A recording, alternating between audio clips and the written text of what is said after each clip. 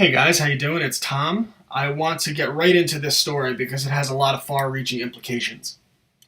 Throughout most of human history, humans have been subject to totalitarian rule with a complete lack of upward mobility, a complete lack of liberty.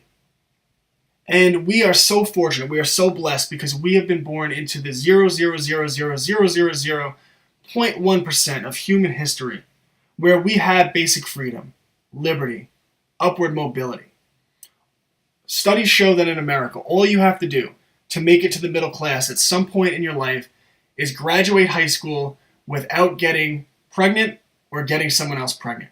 You could do those two things, you are statistically likely to make it to the middle class in America. And of course, most of human history, it's just not like this. Most of the world, it's just not like this, which is why so many people want to come to the West. And freedom of speech is the linchpin that holds all of this liberty, all of this upward mobility together. Because once freedom of speech falls, all of our other rights will fall behind it. Because if you give the government, if you give the oligarchy the right to censor speech, naturally, inevitably, they are going to censor speech that goes against their own position, their own power, their own ability to make money. So if freedom of speech falls, everything else falls behind it. And of course, in modern society, YouTube, Google, Facebook, Twitter are really the gatekeepers of the public discussion, the gatekeepers of the public forum. Focusing on Twitter, they claim that they don't censor people for having what they deem to be the wrong political views.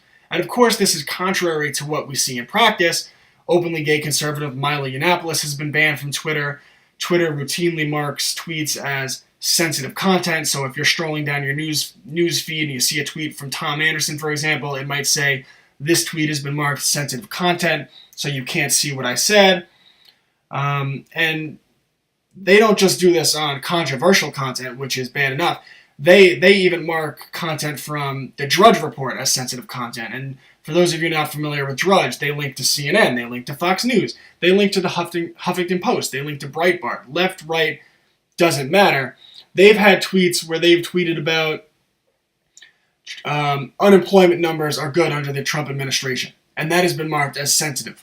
So it's very, very politically motivated.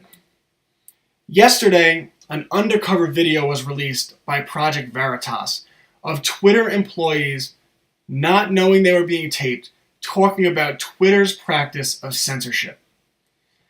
And this is some really important work. I mean, I can't stress to you how important, how liberating this journalism is, and really the type of work that Project Veritas does as a whole. In fact, right now, if you don't follow Project Veritas on YouTube, I want you to click out of this video, come back afterwards, type in Project Veritas, subscribe to their channel, and click the little bell next to their subscription so you get notifications. Because you need to see everything that they're releasing, and this video they released yesterday is extremely important. I really can't stress just how important. A Twitter employee, or multiple Twitter employees, openly described Twitter's policy of shadow banning. So what this means is, take me for example. If I was posting, I make a tweet. I might see that I tweeted under someone else's tweet, I made a comment, or I made my own tweet, and it looks normal. But anyone else who clicks on that section of YouTube, they won't be able to see my tweet. It'll be completely invisible. So I think everything's normal. I think people just aren't engaging with what I'm saying, but in reality, people aren't being permitted to see what I'm saying. And of course, this doubles down as being a really evil practice because not only is it censorship, but the people being censored aren't even aware of it. Another Twitter employee explained the practice of outright banning. So basically what happens is someone tweets something that someone else finds offensive, which is virtually everything, and in today's society, people cry to daddy, so they report the tweet as offensive. This gets sent to Twitter for review by individual Twitter engineers. And if that engineer finds it offensive, they could just completely ban that account. They could delete it like it never existed. And the way this Twitter employee explained it as, if someone's a Trump supporter, they can be removed, or they should be removed. Another engineer explained that Twitter is a blue state and has unwritten rules, that Trump supporters are quote-unquote shitty people. Shitty people who want to see a border, low taxes, less regulations, and gun rights. So Twitter uses algorithms to purge them off of Twitter. And these algorithms contain 500 keywords designed to purge Twitter of what this engineer described as rednecks. Can you imagine if this engineer said he had created an algorithm that Twitter uses that has 500 keywords to ban Nigerians from Twitter? See what I did there? Algorithms, as he described, include words such as guns, God, and America. Because anything that has guns, God, or America in it must be offensive or must be a Russian bot. Because what can be less American than the Second Amendment, guns, and God?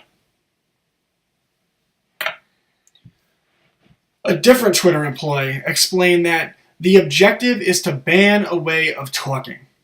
So, people who talk in a way that is not in agreement with what the oligarchs at Twitter deem acceptable are banned from Twitter.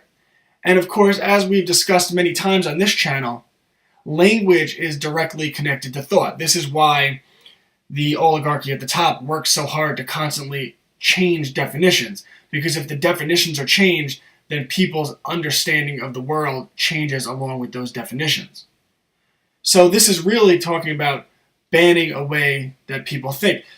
Think of when Eric Holder said we simply need to brainwash people that guns are bad. Every day we just need to repetitively repeat time and time again that guns are bad, story after story that guns are bad, while censoring stories of guns saving lives, which statistics show that guns actually do save lives. This is indoctrination into politically correct speech. Political correctness, of course, is a form of mind control. And what is political correctness really? It's government-approved speech. When asked about people like Julian Assange account being taken down, one engineer indicated that the government routinely pressures Twitter to remove accounts. This is remarkable stuff. I mean, this is remarkable. A key hallmark of fascism, two of the three pillars of fascism, are a partnership between government and industry and the silencing of political dissent. Well, this sure seems like a partnership between government and industry and a silencing of political dissent. Of course, the third hallmark of totalitarianism or fascism is dictatorial powers. And for those of you who have paid attention, there's something called the deep state. And it's very rare that an establishment political candidate who hasn't been selected by a small group of those in power, isn't elevated to the presidency. Are you sure that we don't actually live in fascism? That it's not actually Trump and his supporters that are the fascists? So my question is, where is the outrage? Where are congressmen following this report calling for congressional hearings to force Twitter via court order, via subpoena, to reveal what government officials have been colluding with Silicon Valley, pressuring them to censor political speech that goes against what they deem to be acceptable?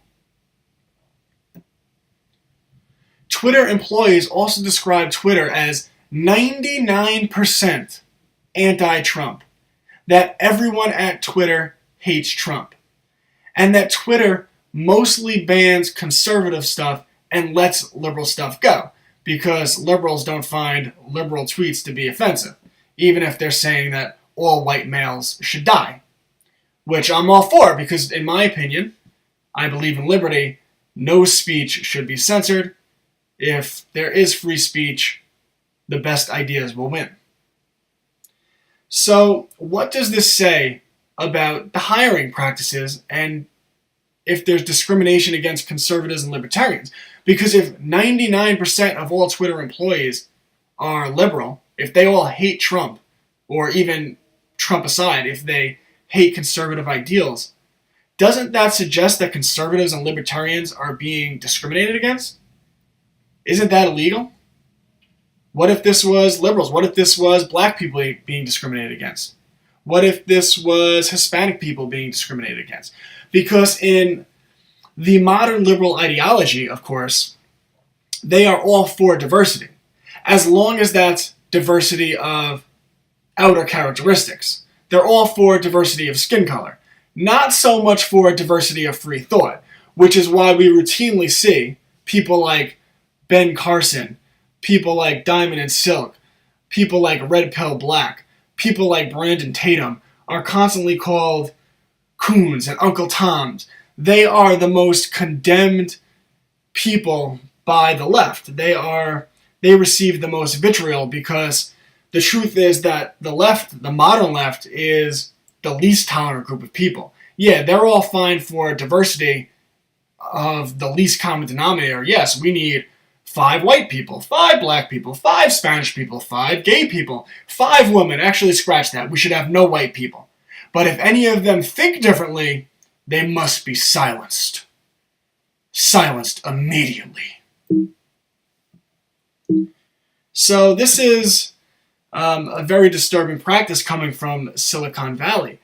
And if we put this in the context of the report that I released just 2 days ago, right, that white, right-leaning, conservative, libertarian males hold institutional power, right? That's the narrative we always hear. Well, again, this spits right in the face of that. Right-leaning, white, conservative, libertarian males don't have institutional power at Twitter. Rather, they're discriminated against. And these are the same practices we've seen at Facebook, right?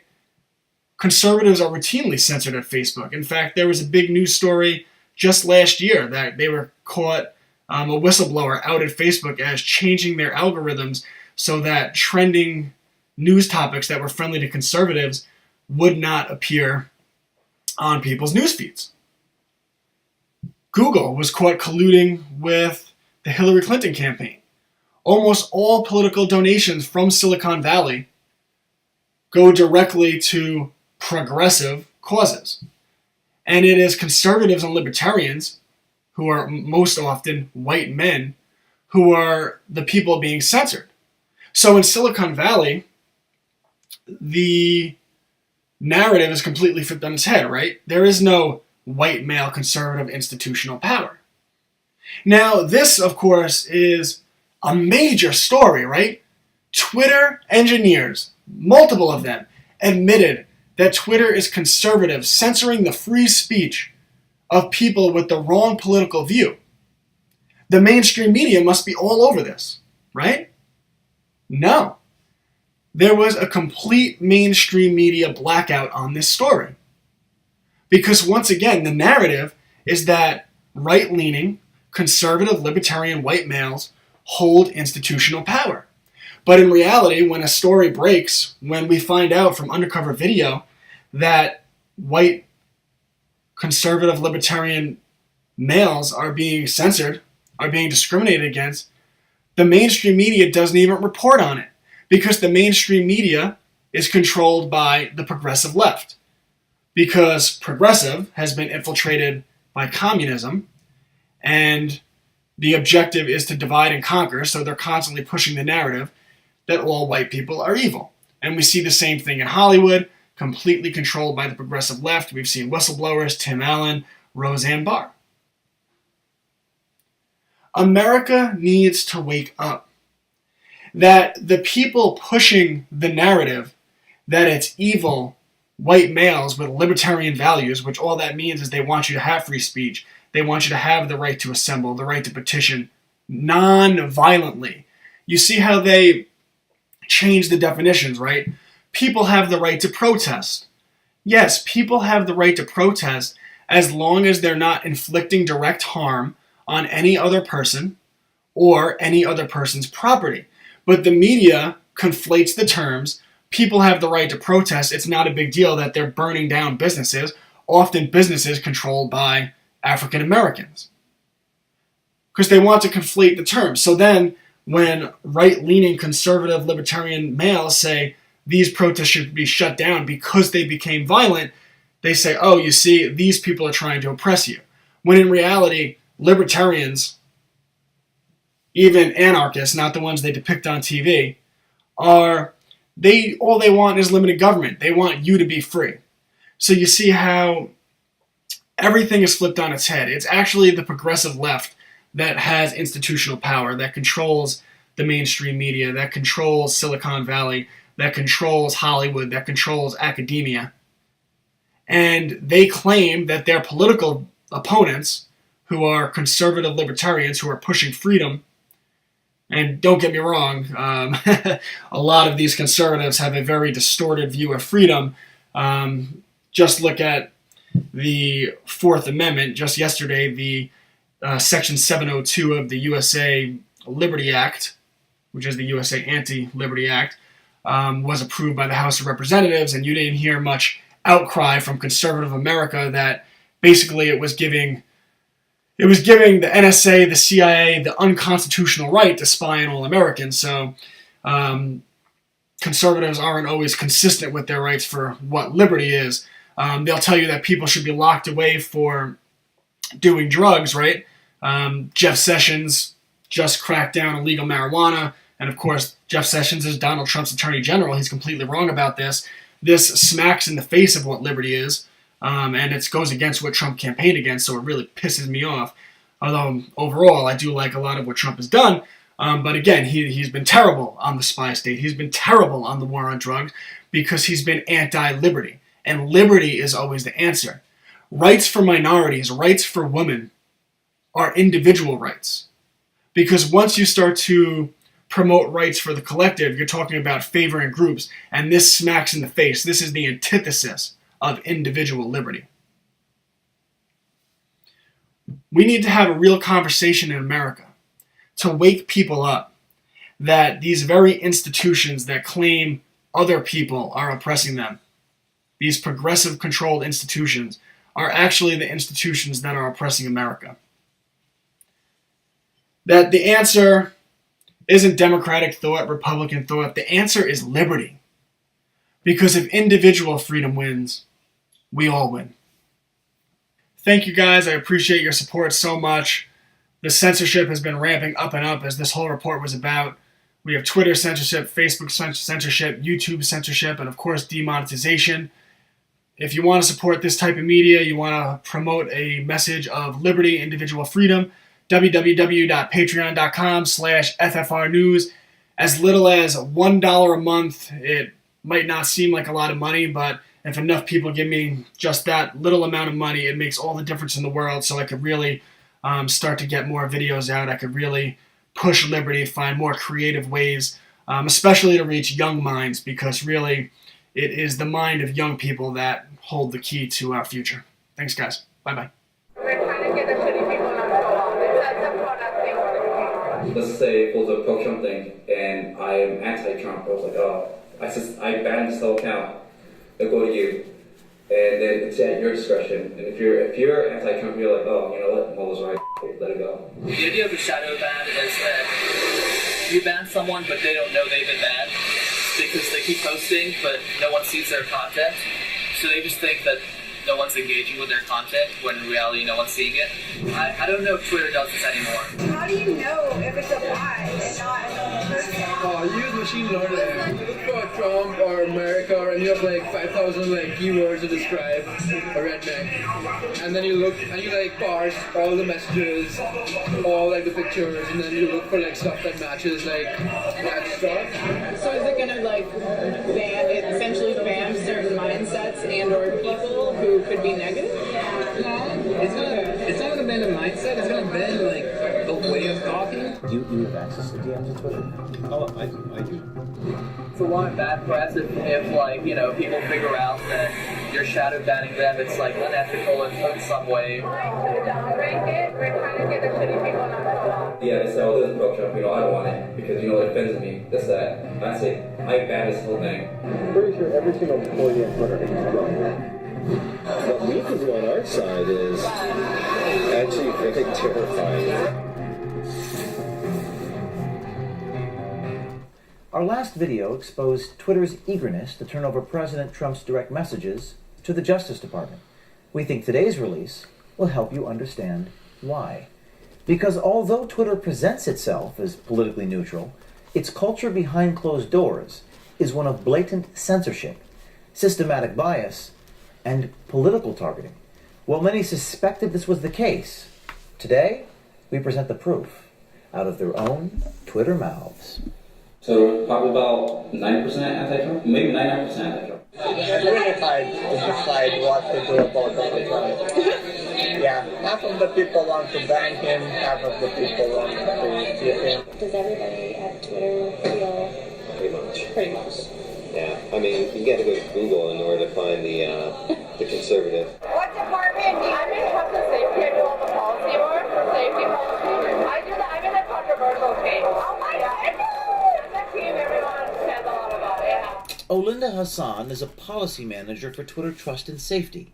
Her team is responsible for Twitter's rules and regulations, determining what content is and isn't allowed. Just last month, Trust and Safety updated their policy in an effort to crack down on racism and other forms of hate speech. But how do you keep, like my timeline, like, how do you keep certain things off my timeline? So, like, because people who, like, we're trying to downrank it, but you need to also have a control of your timeline. I've tried to, like, block people, like, certain events and stuff like that, and mute and stuff like that, but they still show up, like, all the time. That's something we're working on. I mean, I don't know if something we're working on, where we're trying to get the shitty people not to show up. That's the product thing we're working on. We wondered which people Hassan was referring to.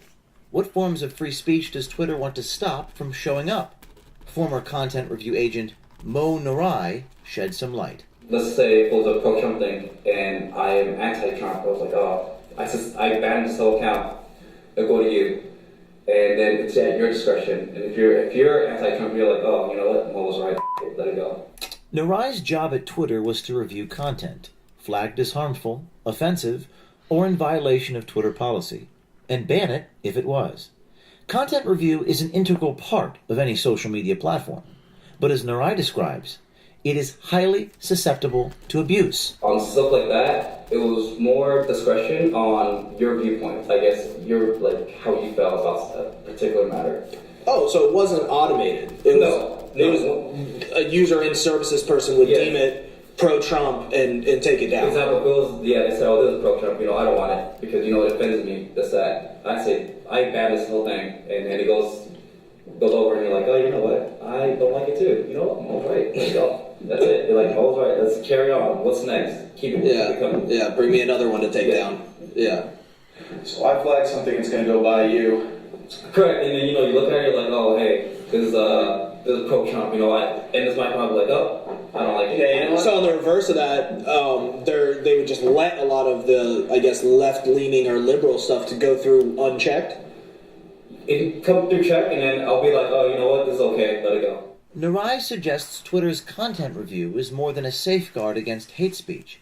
It's a tool used to promote a political agenda. You made the comment that, you know, Twitter maybe wouldn't, you know, verbally say some things that they, you know, wanted to put in their company policy, but they were kind of unwritten rules as far as the content that they would allow or disallow. A lot of unwritten rules, and being that we're in San Francisco, we're in California, very blue state, you have to be, I mean, as a company you can't really say it because it'll make you look bad, but behind closed doors, a lot of stuff was like, hey, you have to do this way, or something like that. It was never written, it was more said. But it may not just be average users feeling the heat.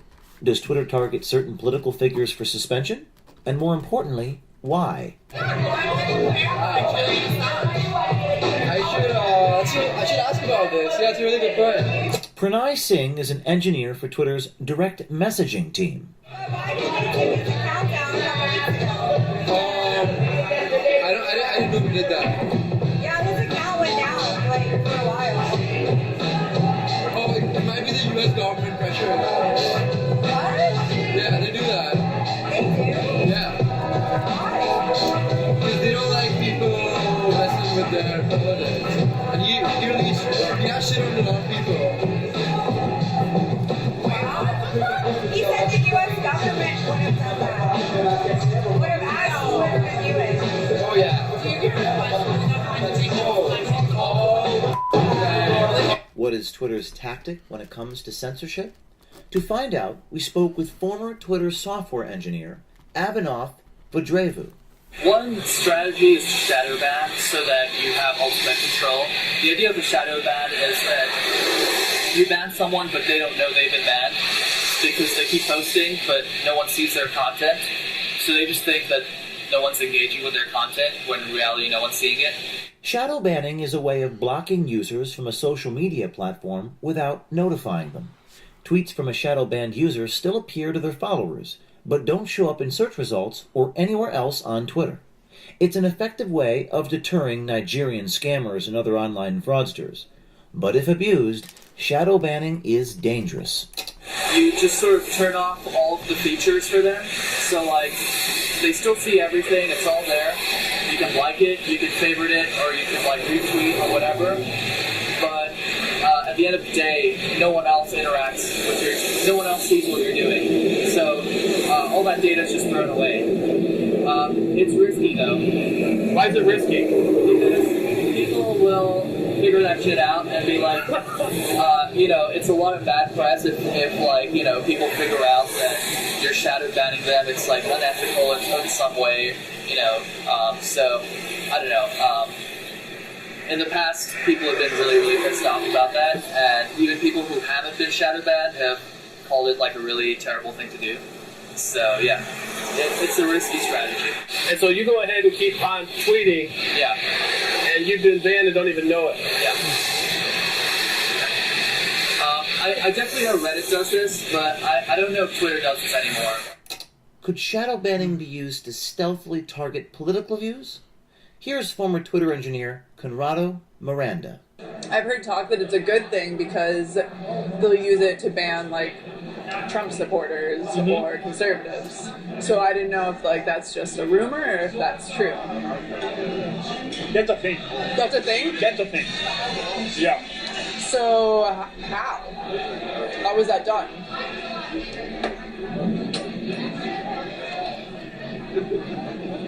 Okay. Basically, Twitter is like a huge set of like the tweets and a shitload of filters on top of it. Okay. That's one of the filters on top of it. Okay. That's about it. Like that's as much as I know about it. So a feature on top of it? Yeah, like imagine like you have all the tweets ever that happened like from the beginning of time in reverse chronological order. Right. So like until we get to the actual system that like ranks the timeline, we just like we have a bunch of filters removing some tweets. So like we have a stream of tweets and we have like one filter just kicking out some of them. Our conversation with Miranda was illuminating. Twitter's censorship practices go far beyond a few politically motivated techies. Twitter is run by an advanced set of algorithms, tools that are used to sift through vast amounts of data, or in this case, tweets. Their algorithms block, mute, and prioritize everything on the Twitter platform, and they're growing smarter by the day. Just go to a random tweet and just look at the followers. It'll all be like trans God America, like with the American flag and like the cross something. Like who says that? Who talks like that? It's for sure a God. Yeah. Or a redneck. Yeah. So can you get rid of them? I wouldn't know. Can you get rid of them? Yeah. Like how do you do that? You just delete them, but like the problem is there are hundreds of thousands of them, so you've got to like write algorithms that do it for you. Pranay Singh described how one Twitter algorithm removes users they believe to be bots, Russian bots. How do you know if it's a bot and not another person? Oh, use machine learning. It's like an algorithm that you write where like you put like look for things, right? So like if there's like people with like American guns, can you like write an algorithm to just take all those people out? Oh, yeah. That's actually how we do it, yeah. Pretty cool. You should be an engineer. You should do this shit. So can you just write them against like, so like say someone has like Trump in the name, like, or like conservative or like America first. Yeah. Can you just like write algorithms? Are you sure you're not a programmer? That's literally how you do it.